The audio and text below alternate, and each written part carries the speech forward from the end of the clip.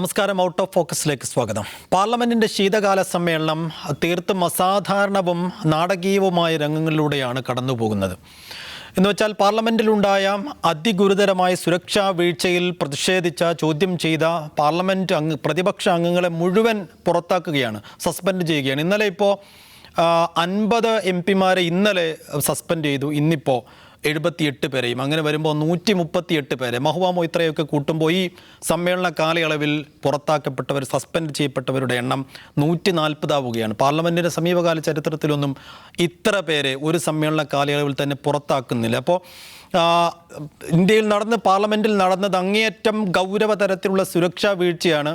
അതിൽ ആഭ്യന്തരമന്ത്രി നേരിട്ടെത്തി അതിൽ വിശദീകരണം നൽകണമെന്നുള്ളതാണ് പ്രതിപക്ഷത്തിൻ്റെ ആവശ്യം. പക്ഷെ അതിനുള്ള മറുപടി ഇങ്ങനെ പിടിച്ച് പുറത്താക്കുക എന്നുള്ളതാണ്. മിണ്ടിയാൽ പുറത്താക്കും എന്നുള്ള നിലയാണ്. നമ്മൾ ആദ്യം സംസാരിക്കുന്നത് തന്നെയാണ്. നിഷാദ്, എന്താണ് കേന്ദ്രം ഉദ്ദേശിക്കുന്നത്? നോക്കൂ, ഇതിപ്പോൾ ഒരു പുതിയ സംഗതിയല്ല. അപ്പം നേരത്തെ സൈഫുദ്ദീൻ പറഞ്ഞതുപോലെ പ്രതിഷേധിക്കുന്ന ആളുകളെ പാർലമെൻറ്റിൽ നിന്ന് പുറത്താക്കുക എന്നത് നരേന്ദ്രമോദി സർക്കാർ അധികാരത്തിൽ വന്നതിന് ശേഷമുള്ള ഒരു സാധാരണ നടപടിയാണ്. എന്ന് വെച്ചാൽ സമീപകാലത്ത് കേട്ടിട്ടില്ല എന്ന് പറയുമ്പോൾ മൊത്തം ഈ സർക്കാർ അധികാരത്തിൽ വന്നതിന് ശേഷം 225 അംഗങ്ങളെയാണ് പാർലമെൻറ്റിൽ നിന്ന് പ്രതിഷേധിച്ചതിൻ്റെ പേരിൽ പുറത്താക്കിയിട്ടുള്ളത്.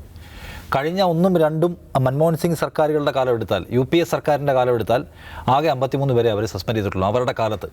ആ സസ്പെൻഡ് ചെയ്തതിൽ തന്നെ BJP അംഗങ്ങളുടെ എണ്ണം തുച്ഛമാണ്. 1-2 പേരാണ് BJP-ക്കാരെ സസ്പെൻഡ് ചെയ്തത് എന്ന് ഓർക്കണം. കോൺഗ്രസ്സുകാരെയാണ് കൂടുതൽ സസ്പെൻഡ് ചെയ്തത് ഈ തെലങ്കാന പ്രക്ഷോഭമൊക്കെ അടക്കം നടക്കുമ്പോൾ. അതിൻ്റെ എത്ര ഇരട്ടിയാണ്? 10 ഇരട്ടി ആളുകളെ ഈ ടേമിനിടയ്ക്ക് നരേന്ദ്രമോദി സർക്കാരിന് വേണ്ടി സ്പീക്കറോ അല്ലെങ്കിൽ ചെയർമാനോ സസ്പെൻഡ് ചെയ്ത് കഴിഞ്ഞു. എന്ന് വെച്ചാൽ പാർലമെൻ്ററി നടപടിക്രമങ്ങളോടും അവിടുത്തെ പ്രതിപക്ഷത്തിൻ്റെ പ്രാധാന്യത്തോടും അവർക്കുള്ള സമീപനം അത്രയാണ്. നിങ്ങൾക്ക് വേണമെങ്കിൽ വന്ന് ഇവിടെ ഇരിക്കാം, ഞങ്ങൾ കൊണ്ടുവരുന്ന ബില്ലുകളെ പിന്തുണയ്ക്കുകയോ നിശബ്ദരായിരിക്കുകയോ ചെയ്യാം, കൂടുതൽ പ്രതിഷേധിക്കാനും ബഹളം വയ്ക്കാനും വന്നാൽ ഞങ്ങൾ പുറത്താക്കും. പാർലമെൻറ്റ് എന്ന് പറയുന്നതിനെ സത്താപരമായി ഞങ്ങൾ ഉൾക്കൊള്ളുന്നില്ല എന്നാണ് അവർ മുന്നോട്ട് വെക്കുന്ന ഒരു പ്രധാന സംഗതി. എന്നാൽ ബഹളം വയ്ക്കുന്ന എല്ലാവരെയും പുറത്താക്കലാണോ എന്ന് വെച്ചാൽ പാർലമെൻറ്റ് സുഗമമായ നടത്തിപ്പിനും അല്ലെങ്കിൽ പാർലമെൻറ്റ് എത്തിക്കൽ കോഡിനെ മറികടക്കുന്ന ആളുകളെയൊക്കെ ഞങ്ങൾ പുറത്താക്കുമെന്നാണ് അവരിപ്പോൾ പറയുന്ന വാദം.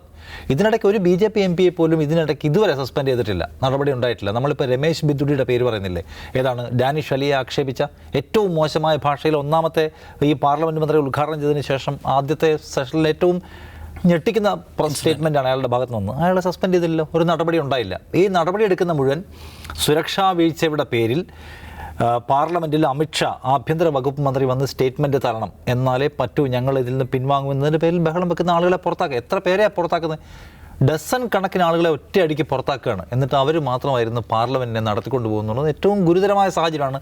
സമീപകാലത്ത് നമ്മൾ എപ്പോഴെങ്കിലും കണ്ടിട്ടില്ലാത്ത തരത്തിൽ ഈ പാർലമെൻറ്റിനെ ഈ നിലയ്ക്ക് നിസ്സാരവൽക്കരിക്കുകയും അവിടെ ഡെമോക്രസി എന്ന് വെച്ചാൽ ഏറ്റവും അവസാനത്തെ ആൾക്കും സംസാരിക്കാൻ ഇടമുണ്ടാവുക എന്നാണ് ഡെമോക്രസി മുന്നോട്ട് വെക്കുന്ന ആശയം. ആ ആശയത്തെ തന്നെ തകിടം മറിക്കുകയാണ്.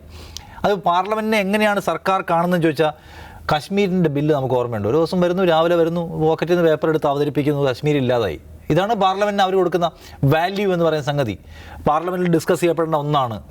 നിയമങ്ങളുണ്ട്. ഈ രാജ്യത്തിൻ്റെ ഭാഗതയെ നിർണ്ണയിക്കുന്ന, ഈ രാജ്യത്തെ വലിയ വിഭാഗം മനുഷ്യരെ ബാധിക്കുന്ന വിഷയങ്ങളുടെ അകത്തുള്ള നിയമങ്ങൾ ഉണ്ടാക്കുമ്പോഴും അതിൻ്റെ ബില്ലുകൾ കൊണ്ടുവരുമ്പോഴും പാർലമെൻറ്റിന് അവർക്ക് പുച്ഛമാണ്. നോക്കും, മണിപ്പൂർ വിഷയം എന്തുമാത്രം വലിയ പ്രശ്നമായിരുന്നു. ഫൈനലി മണിപ്പൂർ ചർച്ച ചെയ്യാൻ തീരുമാനിച്ചു. ആ മണിപ്പൂർ ചർച്ച ചെയ്യാൻ തീരുമാനിക്കുന്ന ദിവസം തനിക്ക് മറുപടി പറയേണ്ട മൊമെൻറ്റിൽ മാത്രമാണ് പ്രധാനമന്ത്രി വന്ന് കയറുന്നത്. ആ ചർച്ച 2 ദിവസം നീണ്ടു നിന്നു. ആ 2 ദിവസത്തെ ചർച്ചയിൽ എപ്പോഴെങ്കിലും സർക്കാരിനെതിരെ ഉയർന്നു വരുന്ന വിമർശനങ്ങളെ കേൾക്കാൻ പ്രധാനമന്ത്രി വന്നിട്ടില്ല. അവസാനത്തെ മൊമെൻറ്റിൽ തനിക്ക് പ്രസംഗിക്കേണ്ടതിന് 5 മിനിറ്റ് മുമ്പ് മാത്രം സഭയിൽ കയറി വന്ന് 1.25 മണിക്കൂർ നീണ്ട ഒരു പ്രസംഗം നടത്തി. അവസാനത്തെ 3-4 വാചകത്തിൽ മാത്രം മണിപ്പൂരിൽ ക്രമസമാധാനത്തിന് ഞങ്ങൾ ശ്രമിക്കുമെന്ന് പറഞ്ഞ് ബാക്കി മുഴുവൻ പ്രതിപക്ഷത്തെ ആക്ഷേപിക്കുന്ന സ്ഥിരം അദ്ദേഹത്തിൻ്റെ ഈ നാട്ടുവഴി പ്രസംഗം അദ്ദേഹം ആവർത്തിക്കാനുണ്ടായത്. എന്ന് വെച്ചാൽ തൻ്റെ സർക്കാരിനെതിരെ ഒരു നിയമനിർമ്മാണ സഭയ്ക്കകത്ത് ഉയർന്നു വരുന്ന വിമർശനങ്ങൾ എന്താണ്, തൻ്റെ സർക്കാരിനോട് ജനങ്ങളുടെ ചോദ്യങ്ങൾ എന്താണ്, അതിന് കൊടുക്കേണ്ട മറുപടി എന്താണ്, അതിനെക്കുറിച്ചൊന്നും നരേന്ദ്രമോദി ഒട്ടുമേ ബോധേഡല്ല. അദ്ദേഹം സഭയിൽ പങ്കെടുക്കാതിരിക്കുക എന്ന് പറയുന്ന ഒരു സാധാരണ സംഗതിയാണ്. അപ്പോൾ ഒരു പരമോന്നത ജനസഭയായിട്ടുള്ള പാർലമെൻറ്റിലുള്ള സമീപനം എങ്ങനെയാണ് BJP-ക്കാരുടെയും ചോദിച്ചാൽ നമുക്ക് ഉദാഹരണം നടത്താൻ കഴിയുക ഈ കൂട്ട സസ്പെൻഷൻ നടപടികളിലാണ്. എന്ന് വെച്ചാൽ 10 ഇരട്ടി വർധന ആളുകളെ സസ്പെൻഡ് ചെയ്യുന്നതിൽ ഉണ്ടാക്കിയെടുക്കുക. ഒരു BJP അംഗത്തിനെതിരെ പോലും ഒരു നടപടിയും ഉണ്ടാവാതിരിക്കുക. എന്ത് വൃത്തികേടും എന്ത് അനാവശ്യവും എന്ത് സഭാമര്യാദകേടും എന്ത് എത്തിക്സിൻ്റെ ലംഘനവും ലോക്സഭയ്ക്കകത്ത് പറയാൻ കഴിയും എന്ന നില വരിക. ഏറ്റവും അവസാനം എന്താണ്? സഭ അറ്റൻഡ് ചെയ്യാതിരിക്കുക, സഭയിൽ വരിക, അവിടുത്തെ ചോദ്യങ്ങൾക്ക് മറുപടി പറയാതിരിക്കുക. എത്ര സീരിയസ് ആയിട്ടുള്ള ഇഷ്യൂസ് ഉണ്ടായാൽ പോലും അതിനെയൊക്കെ അവഗണിക്കുക എന്നതാണ്. ഇപ്പോൾ പാർലമെൻറ്റ് സുരക്ഷ നമ്മളോട് പറഞ്ഞ കാര്യമാണ്. പാർലമെൻറ്റ് സുരക്ഷയുമായി ബന്ധപ്പെട്ടും ഒപ്പം തന്നെ അതിനെ ഉന്നയിക്കുന്ന വിഷയവും ഒന്ന് എന്തുകൊണ്ടാണ് ഇത്തരം അതിക്രിയകളിലേക്ക് പോകാൻ നമ്മുടെ യുവാക്കൾ നിർബന്ധിതരാകുന്നത്? എന്തുകൊണ്ട് പാർലമെൻറ്റിനകത്ത് പോയി പ്രൊട്ടസ്റ്റ് ചെയ്താലേ ഞങ്ങളുടെ ശബ്ദം കേൾപ്പിക്കപ്പെടൂ എന്ന നിരാശ അവരെ ബാധിച്ചു? സർക്കാർ ഉത്തരം പറയേണ്ട കാര്യമാണ്. ഒപ്പം ലോകത്തെ മുഴുവൻ 56 ഇഞ്ച് നെഞ്ചിൻ്റെ സെക്യൂരിറ്റിയാണ് ഈ രാജ്യത്തിന് ഞങ്ങൾ പ്രദാനം ചെയ്യുന്നത്. ഇവിടെ ഞങ്ങളുള്ളപ്പോൾ, നരേന്ദ്രമോദിജി ഉള്ളപ്പോൾ ഈ രാജ്യത്തിനൊന്നും പേടിക്കാനില്ല എന്ന് പറയുമ്പോഴാണ് 10-40 കോടി രൂപ സുരക്ഷയ്ക്ക് വേണ്ടി മാത്രം മാറ്റിവെച്ച വേണ്ടത്ര സുരക്ഷയില്ല, പഴയതായിപ്പോയി എന്നതിൻ്റെ പേരിൽ പൊടുന്നനെ ഈ കോവിഡ് പ്രതിസന്ധിക്കിടെ പോലും വലിയൊരു കെട്ടിടം ഉണ്ടാക്കിയിട്ട് ആ കെട്ടിടത്തിനകത്തേക്ക് എന്ത് എക്യുപ്മെൻറ്റുമായിട്ടും എന്ത് ഉപകരണമായിട്ടും ആർക്കും കടന്നു വരാമെന്ന് പറഞ്ഞാൽ ലൂസായ സെക്യൂരിറ്റി. അതിന് ആഭ്യന്തരമന്ത്രിയല്ലേ മറുപടി പറയേണ്ടത്? കാരണം എന്താണ്? ഈ പാർലമെൻറ്റ് എന്ന് പറഞ്ഞാൽ ഈ രാജ്യത്തെ അതിൻ്റെ സെക്യൂരിറ്റി ആസ്പെക്റ്റിൽ പറയാനുള്ള ഒരു പ്രൈം ടാർഗറ്റാണ്. എന്ന് വെച്ചാൽ എന്താണ്? രാഷ്ട്രപതി, പ്രധാനമന്ത്രി അടക്കവും തെരഞ്ഞെടുക്കപ്പെട്ട മുഴുവൻ ജനപ്രതിനിധികളും അറ്റ് എ ടൈം ഹാജരാകുന്ന പ്രൈം ടാർഗറ്റ്, ഏറ്റവും എന്താണ് VIP കെട്ടിടം എന്ന് പറയാൻ സ്ഥലമാണ്. അതിനൊരു സെക്യൂരിറ്റി ലാപ്സ് ഉണ്ടാകുമ്പോൾ ആരെങ്കിലും പറഞ്ഞാൽ മതിയോ? പാർലമെൻ്ററി കാര്യ വകുപ്പ് മന്ത്രി ഒരു സ്റ്റേറ്റ്മെൻറ്റ് എഴുതി വായിച്ചാൽ മതിയോ? അതിന് ഭരണകൂടത്തിലെ ഏറ്റവും പ്രധാനപ്പെട്ട ആളുകൾ ഉത്തരം പറയണം. അങ്ങനെ ന്യായമായ ഒരു ആവശ്യം മുന്നിൽ വെച്ച് സംസാരിക്കുമ്പോൾ ആ കാര്യം ഇവിടെ ഉന്നയിക്കേണ്ട കാര്യമില്ല. പാർലമെൻറ്റ് നമ്മുടെ എല്ലാവരുടെയും കൂടി അല്ലേ, അതിൻ്റെ സെക്യൂരിറ്റി അല്ലേ, നമ്മളെല്ലാവരും കൂടി ഒരുമിച്ച് അതിന് വേണ്ടി നിൽക്കേണ്ടതെന്നൊക്കെ പറഞ്ഞ് ഒഴിയുകയാണ്. കാരണം എന്താണ്? ഇതിനകത്ത് അവർക്കൊന്നും ചെയ്യാനില്ലാത്ത ഒരു എപ്പിസോഡാണ് ഈ സംഭവിച്ചത്. കാരണം ഈ വന്ന് കയറിയ ആളുകൾ ഒരു പ്രത്യേക വിഭാഗത്തിൽപ്പെട്ട ആളുകളല്ല. വസ്ത്രം കണ്ടാൽ തിരിച്ചറിയാമെന്ന് പറയാൻ കഴിയുന്ന ആളുകളല്ല വന്ന് കയറിയ ആളുകൾ. ആണെങ്കിൽ നോക്കാമായിരുന്നു. പിന്നെ ഈ വന്ന് കയറിയ ആളുകൾക്ക് പാസ് കൊടുത്തതായാലും കോൺഗ്രസ് MP ഏതായാലും പ്രതിപക്ഷ MP അല്ല, ആണെങ്കിൽ പോലും ചാൻസ് ഉണ്ടായിരുന്നു. അപ്പോൾ അവിടെ എടുക്കാമായിരുന്നു, സാധ്യത നോക്കാമായിരുന്നു. ഇതവിടെയില്ല. എന്താണ് ഈ പറയുന്ന പാസ്? ഉത്തരവാദിത്തരഹിതമായി പാസ് കൊടുത്ത ആൾക്കെതിരെ നടപടി വേണം എന്നാവശ്യപ്പെടുന്നു. അങ്ങനെ പറയുമ്പോൾ ആ MP-ക്കെതിരെ നടപടിയില്ല. ഈ നടപടി ആവശ്യപ്പെടുന്ന ആളുകളെ കൂട്ടത്തോടെ പിടിച്ച് പുറത്താക്കുകയാണ് സർക്കാർ ചെയ്യുന്നത്. അപ്പോൾ ഈ സർക്കാർ ജനാധിപത്യം എന്ന് പറയുന്ന ആശയത്തിന് കൊടുക്കുന്ന ഏറ്റവും താഴ്ന്ന വാല്യൂ എന്താണ് നമ്മൾ കണ്ടുകൊണ്ടേയിരിക്കുകയാണ്. സർക്കാരുകളെ പിരിച്ചുവിടുന്ന, സംസ്ഥാന സർക്കാരുകളെ ദുർബലപ്പെടുത്തുന്ന കാര്യത്തിൽ, ജനവിധി അട്ടിമറിക്കുന്ന കാര്യത്തിൽ, ഗവർണർമാരെ ഉപയോഗിച്ചുകൊണ്ട് സംസ്ഥാനങ്ങളുടെ ഭരണത്തിനകത്ത് കടന്ന കാര്യത്തിൽ എൻറ്റയർ ഇതിൻ്റെ സ്വഭാവം എന്ന് വെച്ചാൽ നമ്മുടെ പൂർവ്വന്മാർ വിഭാവനം ചെയ്ത ഡെമോക്രസി എന്ന് പറയുന്ന ആശയത്തോട് വല്ലാത്ത വിപ്രതിപത്തിയുള്ളവരാണ്. അതിൻ്റെ അവസാനത്തെ സ്വഭാവം കാണിച്ചു തുടങ്ങിയിരിക്കുകയാണ്. ഇത് വളരെ സീരിയസ് ആയിട്ടുള്ള ഒരു സിനാരിയോ ആണ്. ഇതിനെ പ്രതിപക്ഷം എന്തുമാത്രം ഒരുമിച്ചും ശരിയായും ആഴത്തിലും ഇടപെടുന്നുണ്ടെന്നാണ് നമ്മൾ ഉറ്റുനോക്കേണ്ട കാര്യം തോന്നുന്നു. അതാവസായി പാർലമെൻറ്റിന് ഇപ്പോൾ പുതിയ മന്ദിരമൊക്കെ വന്നു, നല്ല ഭംഗിയുള്ള കെട്ടിടമൊക്കെയാണ്. പക്ഷേ അതിൻ്റെ ഉദ്ദേശത്തെ, അതിൻ്റെ അന്തസ്സത്തെ പാടെ ഇല്ലാതാക്കുകയാണ് ഇപ്പോൾ. അത് മണിപ്പൂർ വിഷയത്തിൽ നമ്മൾ കണ്ടു, ഇപ്പോഴും കാണുന്നു. അപ്പോൾ ഈ വിഷയം കളർ ബോംബ് ആക്രമണത്തിൽ എന്തെങ്കിലും കാര്യമായി ഭയക്കുന്നുണ്ട് BJP-യും കേന്ദ്രവും എന്നൊരു തോന്നലുണ്ടോ ഇതിനകത്ത്? അങ്ങനെയാണെന്ന് എനിക്ക് തോന്നുന്നില്ല. ഇപ്പോൾ ഉണ്ടായ കാര്യങ്ങളുടെ വളരെ ഡീറ്റെയിൽ ആയിട്ട് നിഷാദ് പറഞ്ഞു. അതിൻ്റെ വേറൊരു വശമാണ് എൻ്റെ മനസ്സിൽ വരുന്നത്. എന്താണെന്ന് വെച്ചാൽ, ഒന്നാമതായിട്ട് പാർലമെൻ്ററി ഡെമോക്രസിയോട്, ഇതിപ്പോൾ RSSൻ്റെ ഒരു പാർട്ടിയാണല്ലോ ഭരിക്കുന്നത്. നമ്മുടെ ഭരണഘടനയെക്കുറിച്ച് തന്നെ RSSൻ്റെ സമീപനം എന്താണ്? അത് വിദേശ ഭരണഘടനകളിൽ നിന്ന് പലതും അവിടുന്ന് ഇവിടുന്നൊക്കെ കടമെടുത്തുണ്ടാക്കിയിട്ടുള്ള ഒരു സംഗതിയാണ്. ഭാരതീയമായ അടിത്തറകളിലല്ല ഈ നമ്മുടെ ഭരണഘടന ഉണ്ടാക്കിയിരിക്കുന്നത്. അതാണ് അവരുടെ ഭരണഘടനയോട് തന്നെയുള്ള അവരുടെ ഏറ്റവും പ്രധാനപ്പെട്ട ഒരു വിയോജിപ്പ്. രണ്ടാമത്തെ ഒരു കാര്യം, പാർലമെൻ്ററി ഡെമോക്രസി. നമ്മുടെ ഒരു ബ്രിട്ടീഷ് പാർലമെൻ്ററി ഡെമോക്രസിയാണല്ലോ നമ്മൾ സ്വീകരിച്ചിരിക്കുന്നത്. അതും ഒരു വൈദേശിക ഉൽപ്പന്നമാണ്. പാർലമെൻ്ററി ഡെമോക്രസിയോടും അവർക്ക് വലിയ താല്പര്യമില്ല. ഇത് സൈദ്ധാന്തികമായ, താത്വികമായ ഒരു അവലോകനമാണ് ഉദ്ദേശിക്കുന്നത്. ഇനി ഇതിൻ്റെ പ്രാക്ടീസ് എടുക്കുക. നമ്മളിപ്പോൾ നരേന്ദ്രമോദി ഗുജറാത്തിൽ ചീഫ് മിനിസ്റ്റർ ആയിരുന്നല്ലോ കുറേ കാലം.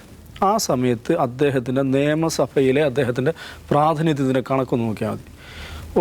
ഒരു അംഗം നിശ്ചയമായും വന്നിരിക്കേണ്ട ബെയർ മിനിമം ഡേയ്സ് ഉണ്ടല്ലോ, അതിലപ്പുറത്തെ അവിടെ വരില്ല, അദ്ദേഹം വരില്ല.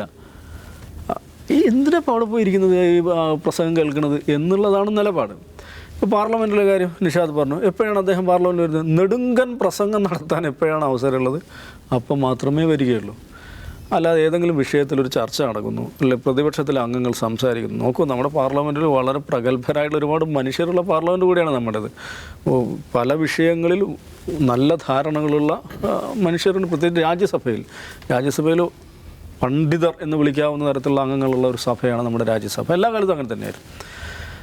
നമ്മൾ വായിച്ചിട്ടുണ്ട് നെഹ്റുവെക്കുറിച്ച്. നെഹ്റു പിന്നെ AKG ആണെന്ന് പ്രതിപക്ഷത്തിൻ്റെ പ്രധാന ശബ്ദം എന്ന് പറയുന്നത്. അന്ന് പ്രതിപക്ഷം എന്ന് പറയുമ്പോൾ വളരെ ചെറുതാണെന്ന് കൂടെ മനസ്സിലാക്കണം. പ്രതിപക്ഷം ന്യൂനപക്ഷമാണ്. പക്ഷേ AKGയുടെ പ്രസംഗമുള്ള ദിവസം നെഹ്റു മിസ്സാക്കില്ല. AKGയുടെ പ്രസംഗം ശ്രദ്ധാപൂർവം കേട്ടു നിൽക്കും. AKG അത്ര നെഹ്റുവായിട്ടൊക്കെ കമ്പയർ ചെയ്യുമ്പോൾ മനോഹരമായി ഇംഗ്ലീഷിൽ സംസാരിക്കുന്ന ആളൊന്നുമല്ല. പക്ഷേ ആ മനുഷ്യൻ AKGയുടെ പ്രസംഗം മുഴുവൻ കേട്ടു നിൽക്കും. അതിൽ ഓരോ പോയിന്റിനും മറുപടികൾ നൽകും. AKജിയുടെ പ്രസംഗത്തെ ഏറ്റവും അധികം പുകഴ്ത്തിയുള്ളത് ആരാണ്? നെഹ്റു തന്നെയാണ്. ഇങ്ങനത്തെ ഒരു പാർലമെൻ്ററി സംസ്കാരം നമുക്കുണ്ടായിരുന്നു. രാജ്യത്തെ പ്രസിദ്ധമായിട്ടുള്ള ഒരുപാട് നിയമനിർമ്മാണങ്ങൾ വളരെ ഡീറ്റെയിൽഡ് ആയിട്ടുള്ള ചർച്ചകൾ നടന്നിട്ട് പാസ്സാക്കപ്പെടുന്ന ഒരു സഭയാണ് നമ്മുടെ ഇരുസഭകളും. അപ്പോൾ ഇവർക്ക് ഇതിനോട് സൈദ്ധാന്തികമായും പ്രായോഗികമായും ഒട്ടുമേ താല്പര്യമില്ല. ഇനി പാർലമെൻ്ററി ഡെമോക്രസി അല്ല, അവർ ലക്ഷ്യം വെക്കുന്നത് എന്താണ്? ഒരു പ്രസിഡൻഷ്യൽ സമ്പ്രദായമാണ്. പ്രസിഡൻഷ്യൽ സമ്പ്രദായത്തിലേക്ക് രാജ്യം നീങ്ങണം എന്നുള്ളതാണ് അവരുടെ ഫൈനൽ ഡെസ്റ്റിനേഷൻ. അതാണ് വൺ നാഷൻ വൺ ഇലക്ഷൻ എന്ന് കേട്ടിട്ടില്ലേ? ഈ വൺ നാഷൻ വൺ ഇലക്ഷൻ എന്ന് പറയുന്ന വൺ നാഷൻ വൺ ഇലക്ഷൻ എന്ന് പറയുന്ന ഒരു സ്ലോഗൻ മുന്നോട്ട് വെക്കുമ്പോൾ അത് വളരെ പെട്ടെന്ന് സ്വീകരിക്കപ്പെടും. വളരെ പോപ്പുലിസ്റ്റ് ആയിട്ടുള്ളൊരു സംഗതിയാണ്. എന്താണ് ഞാൻ പറയുക, ഈ പല സംസ്ഥാനങ്ങളിലും പല സമയങ്ങളിലായിട്ട് ഇലക്ഷൻ നടക്കുമ്പോൾ എത്ര ചിലവ്, എത്ര കോടികളാണ് ചിലവ്. ഇതെല്ലാം പാടെ ഒന്നിച്ച് ആക്കി കഴിഞ്ഞാൽ അത്രയും ചിലവുമല്ലോ, അത്രയും കോടികൾ ലാഭിക്കാമല്ലോ. അപ്പോൾ ആളുകൾ കൊള്ളാമല്ലോ, ഇത്രയും കോടികൾ ഖജനാവിന് ലാഭിക്കുക. ഇലക്ഷൻ തന്നെ ഒഴിവാക്കി അതിനേക്കാൾ കോടികൾ ലാഭം കിട്ടും. ഒരു ഇലക്ഷൻ വേണ്ടെന്ന് വെച്ചാൽ അതൊക്കെ. ഇത് ഈ വൺ നാഷൻ വൺ ഇലക്ഷൻ എന്ന് പറയുന്ന ഈ ഒരു പ്രപ്പോസലായിട്ട് പോകുന്നത് എന്തിനാണെന്നറിയാം? അത് ഈ പറയുന്ന പ്രസിഡൻഷ്യൽ സമ്പ്രദായത്തിലേക്ക് പതുക്കെ കൊണ്ടുപോകാനുള്ള അതിൻ്റെ സ്റ്റെപ്സ്, പല സ്റ്റെപ്സുകളുണ്ട്. അതിൽപ്പെട്ട ഒന്നാമത്തെ സ്റ്റെപ്പാണ് ഈ വൺ നാഷൻ വൺ ഇലക്ഷൻ എന്ന് പറയുന്നത്. അപ്പോൾ ഈ സൈദ്ധാന്തികമായും പ്രായോഗികമായും പാർലമെൻറ്റിനോട് അല്ലെങ്കിൽ പാർലമെൻ്ററി ഡെമോക്രസിയോട് വിയോജിപ്പുള്ള ആളുകളാണ് രാജ്യം ഭരിക്കുന്നത്. അത് നമ്മൾ മനസ്സിലാക്കണം. അപ്പോൾ അങ്ങനത്തെ ആളുകൾ ഇവിടെ ഈ പാർലമെൻറ്റിൽ വന്നിട്ട് ഒരു ബഹളം ഉണ്ടാക്കുന്നു, അല്ലെങ്കിൽ അവർ പലവിധ വിഷയങ്ങൾ പറയുന്നു, ചർച്ചകൾ ആവശ്യപ്പെടുന്നു. എന്ത് ചർച്ച എന്നുള്ളതാണ്. അപ്പോൾ പിന്നെ എന്താ പരിപാടി?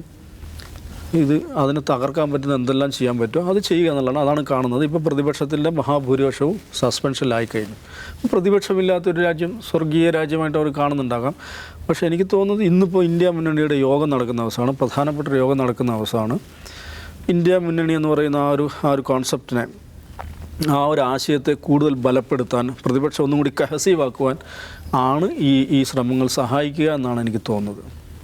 തീർച്ചയായും പാർലമെന്റ് ഡെമോക്രസി എന്ന ആശയത്തെ പൂർണ്ണമായും ഇല്ലാതാക്കുക എന്ന ലക്ഷ്യത്തിലേക്കുള്ള ചുവടുകളാണ് ഇപ്പോൾ കാണുന്നത് എന്ന് വിലയിരുത്തപ്പെടുന്നു.